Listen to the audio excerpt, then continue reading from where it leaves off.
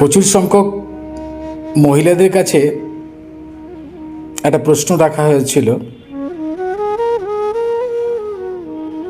যে তোমরা তোমাদের পরের জন্মে কি পুরুষ হয়ে জন্মাবে? তাদের প্রায় সকলেরই এক বাক্যে উত্তর ছিল না। কেন? একটা পুরুষ মানুষের জীবন কাজকর্ম ইনকাম করতে করতে শেষ হয়ে যায়।